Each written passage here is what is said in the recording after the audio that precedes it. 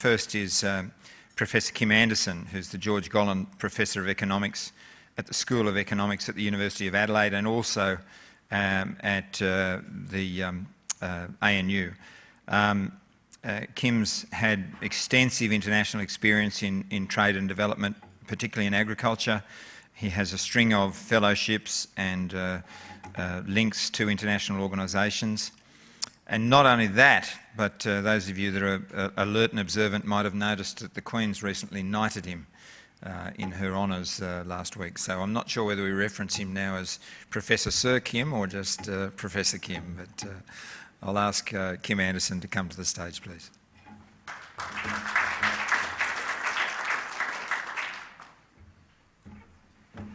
Well, thank you very much for the opportunity to be here, Mick. It's great. I really enjoy these conferences because it gives me a chance to hear from the people who actually do the trading what's going on in markets, both regionally and commodity-wise. So thank you very much to all of those who have contributed so far.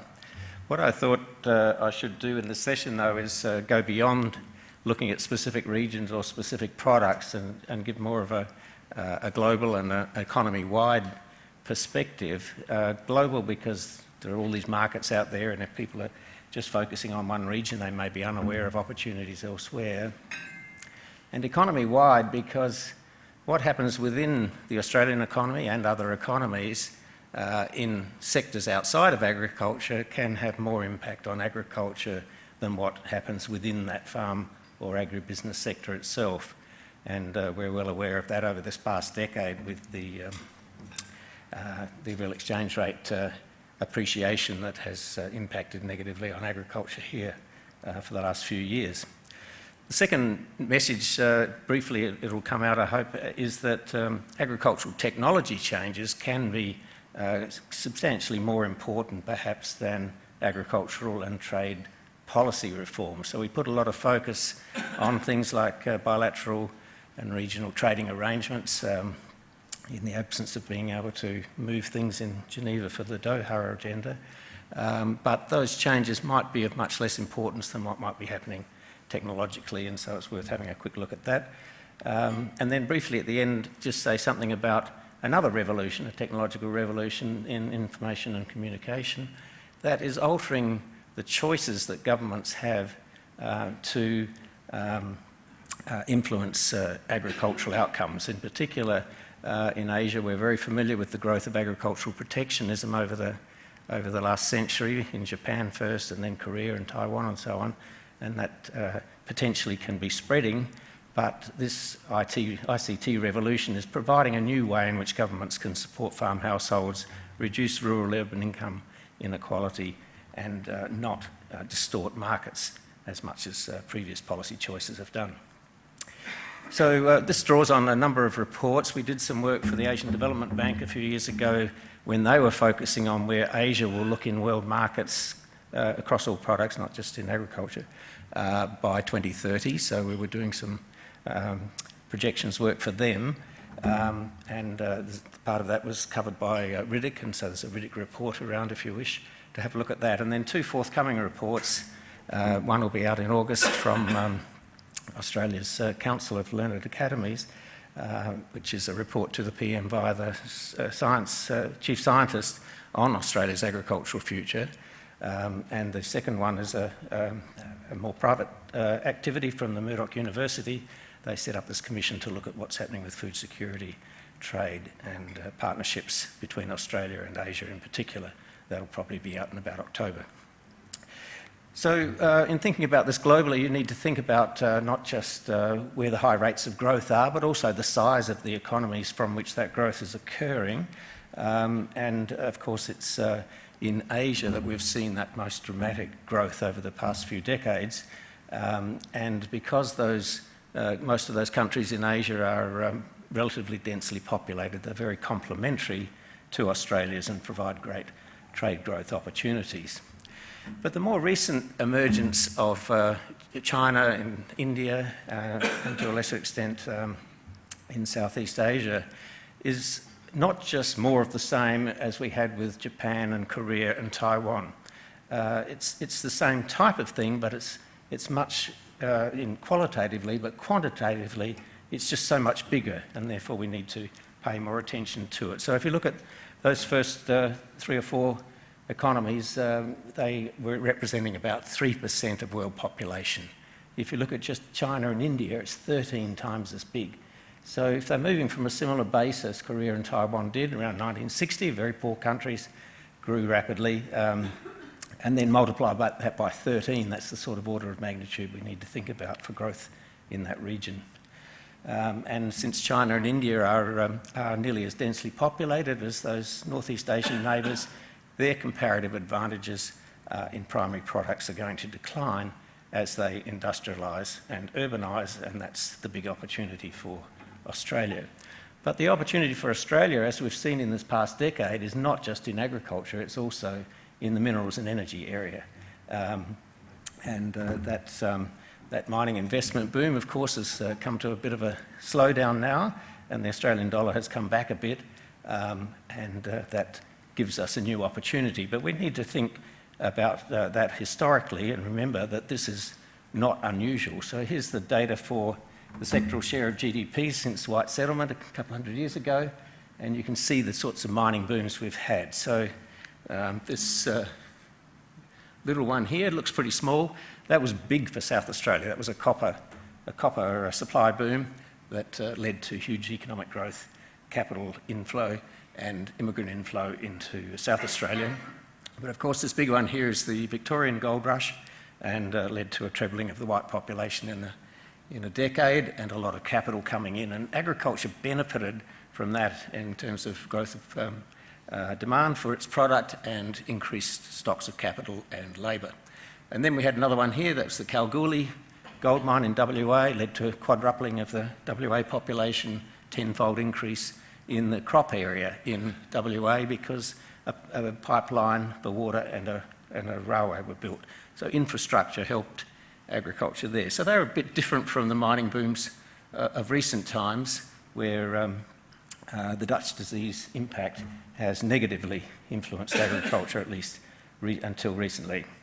And you can see that showing up also in the relative importance of farming versus mining in merchandise exports. So agriculture got down to about 1/6 or something of our exports at that in recent times.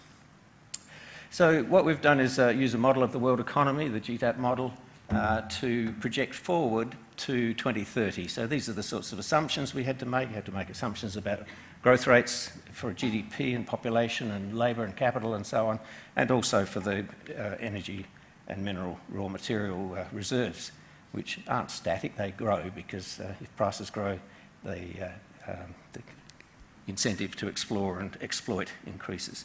So those go into our model, and we look at what happens to global GDP. And so those are the historic numbers in those first 3 sets of bars, and then you can see what it looks like by 2030 according to these projections. It doesn't look all that dramatic actually, but because there's a big gap between the third and the fourth set of bars there in terms of years. But what is clear is this massive increase in the importance of developing Asia, with a flat line on, or a slight decline in the importance of other emerging economies. So that's just growth. It doesn't tell you about trade. It depends on a lot of other things, but certainly developing Asia is going to become larger as a share of the world economy in a whole lot of dimensions. And the ones of importance perhaps here are the ag and food imports growth in the middle there, and the second to last one, which is total grain consumption by that region. But this story is mostly a China story. More than half of most of those bars are, the lower parts there, the darker parts, are China. So this is why it's appropriate that people in Australia have been giving so much attention to what's happening in China, notwithstanding all the interesting things that are happening, for example, in the Middle East that we heard about this morning. And it sounds pretty dynamic there as well, but this is where a huge part of the action will be. And so out of that modelling, it suggests that the global share of agricultural imports from this part of the world is going to increase hugely. So Japan is this this purple bit here, and China, and it becomes this great big blob, on the assumption that policies don't change over this period. So what does it mean for Australia's revealed comparative advantage? That's for example, what is the share of agricultural exports in Australia's trade relative to agriculture's exports in world trade. So for Australia, that's about 3, Australia and New Zealand it is here, it's about 3, and it goes up a little bit, but it goes up even more for mining. So this tension, this Dutch disease tension on agriculture may not disappear necessarily, notwithstanding the fact that our mining investment boom has finished, because we're still going to have this big flow of mining exports into the decades forthcoming. You can also see on the left there that Latin America and the Caribbean, and it's a similar sort of thing, and their comparative advantage is similar to us. It's just a reminder that there is competition out there from Brazil and Argentina and so on. What's not shown there is Russia and Kazakhstan and so on. They also are potential competitors in this part of the world. So we explore, that's just on a baseline scenario, and we explore some alternative scenarios. One is to assume growth rates decline for China and India, and that would bring us down to probably growth rates a bit less than what you might expect at the moment, and maybe the base case was a bit more than you might expect at the moment. But if that were to lower the investments in agricultural and mineral productivity growth through R&D and so on, then maybe there'd be a slowdown in growth of total factor productivity in primary sectors, because prices for these products wouldn't rise as much if growth slows down in these densely populated economies. So with those scenarios, we can look at what happens to the share of exports from Australia and elsewhere as forecast to 2030 under that core scenario, and under the second of those alternatives where we have a slowdown in growth and a slowdown in productivity. And what you can see is a big share of our exports going to 45% going to China under the core scenario, a little bit less if there's slower growth. So all of us, Australia, New Zealand, Russia, and so on, are going to be disadvantaged if those economies grow less rapidly. And I should mention, of course, we haven't taken into account this most recent event here, which is a halving of the value of the ruble over the last few months. That, of course, will have a big impact on primary export products. So looking at just the agricultural exports for Australia, we get a pretty big jump in our share in the first set of bars, and it's slightly less if we have slower growth in this region. What it does to prices is non-trivial. So in the base case, we're assuming that prices in real terms stay about the same, or the assumptions we have in the model mean that they stay about the same as in 2007. So the big price spikes we saw in primary products in the last 5 or 6 years are ignored in this. We start just before the GFC and project forward and suggest about the same sorts of real prices for agriculture versus other products. That's the blue bars there, not much difference in how they change. What does happen though, if we get slower growth in China and India, and if that generates slower productivity growth in the world for primary production, we'll get much bigger impacts on the prices of, well, where am I going? Is it going forward or backwards? That's where we were. We'll get these much bigger price rises for primary products, which is what you'd expect. That's good for countries like Australia, so long as we're not the ones who are slowing down our productivity growth. If we're keeping going and others are slowing down and prices go up, we're great. If we're the ones who are doing the productivity growth and pushing down these prices, then of course we're in less advantageous position, and that's what Forrest is telling us BHP and so on are doing to iron ore at the moment. Okay, what does it mean for self-sufficiency in our region? For China, under the core scenario, there'd be a 10 percentage point drop in their agricultural and food self-sufficiency under this core scenario. And of course, they're not going to be very happy with that prospect. They are not used to having to depend a lot on imports, especially for staple foods. The numbers don't drop quite as much if China and India slow down, because their demand growth is less. for food and other products. But if there's a slowdown in productivity growth, then this number is the same as this number. They still will be worried. So we have to anticipate that they're likely to respond to that by helping farmers to expand output and maybe dampen consumption growth as well. And one way typically that countries have done that as they've lost comparative advantage in agriculture is to raise agricultural protectionist barriers. And so much of the discussion in the last 2 days has been about the need to improve market access into these markets. This would take it in the opposite direction. So having assumed that, let's think about what it might be if there was something different from that, and let's look at what they've done recently, both in India and Indonesia as well as in China. So if you look at plot over on the horizontal real per capita income, and then look at what happened in Korea, Taiwan, and Hong Kong as they grew their economies, we saw this massive growth in agricultural protection. This is the relative rate of assistance to agriculture vis-a-vis other tradable sectors, such as manufacturing. So huge increases from a neutral or even negative position back here to very high levels of assistance. And what are India and China doing? Well, that's down the bottom there. They were negative. They were harming agriculture relative to manufacturing historically, right up until toward the end of the last century. And then increasingly, they have moved into positive territory instead of staying at that neutral level where there would be no distortions in their agricultural markets. They've gone into positive territory. And if you look at the most recent decade or so, it's for China there, you can see it's gone from that negative 40% back in the late 80s to plus almost 20% now. And they've almost caught up with the OECD in terms of the degree of distortion to their agricultural prices. And unfortunately, we're seeing that in India and Indonesia as well. So this is a reality today. This is not something that's forthcoming. So even before we get to those projected levels of self-sufficiency for 2030, we're already seeing these countries responding in this way by raising barriers. Now you might think, oh, well, we've got WTO commitments there that will stop these countries from raising those much further. Unfortunately, it won't. They can go much, much further yet than they've gone so far. They can just use their out-of-quota tariffs, which are quite high. Okay, so the takeaway messages from this is that this developing Asia region is going to become a huge part, half of world's grain and fossil fuel markets perhaps by 2030, and 3/4 of the other minerals. And that'll be paid for by their expanding manufacturing exports. So that means great prospects for Australian mining going forward. But there are things that could dampen that. I've listed some of them there.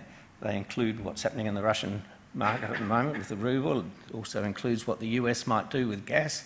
If it started exporting across the Pacific, that would eat into our markets in Northeast Asia for gas. And it also depends, of course, what we do with carbon taxes that will influence these markets. But in the case of farmers, these look like good prospects depending on how much demand there is for minerals as compared with agricultural products. And the demand for agricultural products itself will be dependent on these policy choices made in this part of the world. So I was pleased to hear from Susanna about the fact that Saudi Arabia has walked away from its ridiculous subsidising of wheat production there, but in this part of the world we're seeing the opposite trend, which is agricultural protection growth. So there's some options there for China, and this is one of the things I think our commercial diplomacy people can work on, is try and encourage China and other countries to look at these other policy options than the traditional one of just raising barriers. So as part of this research, we were asked to look at what would happen, what would it take to stop losing self-sufficiency? How much would they have to raise those tariff barriers to prevent declines in their self-sufficiency? So we looked at it for these 4 products: rice, wheat, meat and milk. And of course that helps the people who are holding the land rights in China, but it doesn't help those that are leasing that land, and it certainly doesn't help consumers. They would pay higher prices for these products, and it would add to their environmental damage that they're already doing to both soil and water. So on the right-hand side, that's the sort of tariff levels we would need for these products. Can't find the thing, there it is. to bring self-sufficiency. It's a bit hard to get these to go exactly back to where they would be, but we tried to target that the first column, and you would need these tariffs of a couple of 100%. That would be out of their range of commitments at the WTO, so they would run into problems with WTO members. But there are lots of alternatives, and other things we should encourage China to do. One is, of course, investing in agricultural productivity growth, not just agricultural R&D, but rural infrastructure investments and rural human capital investments. On the infrastructure side, we've seen work done at IFPRI that shows, while they're doing these huge investments in massive freeways all over China, those of you who've been there will be amazed by how that keeps going on. But it's not that, it's the feeder roads into that from rural areas that could make a real difference to farm returns at the farm gate. So we looked at suppose over this period they were able to raise the productivity growth rate by 1/3 in their agricultural sectors vis-a-vis what we had in the base case, and that's all it takes actually. Most of those numbers will go back to the sort of self-sufficiency numbers they wanted, or that they have had in 2007, but there's still some growth opportunities here, remembering that the size of this market would also be growing, so countries like Australia would benefit, countries like China would benefit economically from that type of investment as an alternative. Another option for them is just to improve markets there. The markets for labour are still distorted with the hukou system not fully reformed yet. The state-owned banks are still distorting capital markets. The land market hasn't been properly, it's been gone into a leasing phase, but it's still not completely free, and so people hang on to land as a form of superannuation. And of course, water markets need a lot of attention there. A third area is to replace, and this is where I mentioned the ICT revolution being important, to replace the farm price supports that agricultural protection policies could provide with instead generic conditional cash transfers for doing things like reducing the rural-urban income gap, which is a major source of social tension within the country. So here's some new data from the World Bank on a database that gives you a sense of how many adults in each country have access to a bank account or its equivalent that would allow a government to pass money into a bank account electronically whenever a policy need arises for that. And you can see there for China and most of the Asian countries that the proportion of households covered is extremely high. So this is no longer a barrier to doing this. In India there it shows about half of the population has it. That's changing by a percentage point or more every few months, probably every month or so. There's new revolution going on in India. The government is encouraging the use of the development of banking options, and cell phones are going along with it. And so India can move away from this stupid idea of having fair trade shops and huge storage of grain with massive losses. Half of it goes to waste, the rest of it goes off in corruption and so on. So that wastage is now being addressed by the new Modi government to try and get away from that. So there's hope here, I think, and this is an area where we could put some commercial diplomacy effort in to try and get an alternative set of policies in these countries that would not limit the trade growth. So lots of advantages there. I've already mentioned those. The most recent, the bottom one there being that this gives China in next year, when it takes over the presidency of the G20, a chance to take a lead in the trade area to try and encourage the completion of the Doha round, and to do it by unlocking this one big barrier to those Doha negotiations, which is reform of agricultural policies. It means having to drag India along and so on, but there's more hope for them doing it if they can adopt good policies themselves, and the ICT revolution in Asia and elsewhere is providing all of these countries a different option for them. What about Australia? Just to finish off, I know I'm probably a minute over, but we can do things for ourselves to improve our own productivity. Of course, we discussed briefly the idea of GMO policy in Australia. That's something we're holding back on. We're holding back on encouraging inward agricultural foreign direct investment. We have leased land up in the north there that perhaps could go into cropping. At the moment, we allow it only to be used for grazing.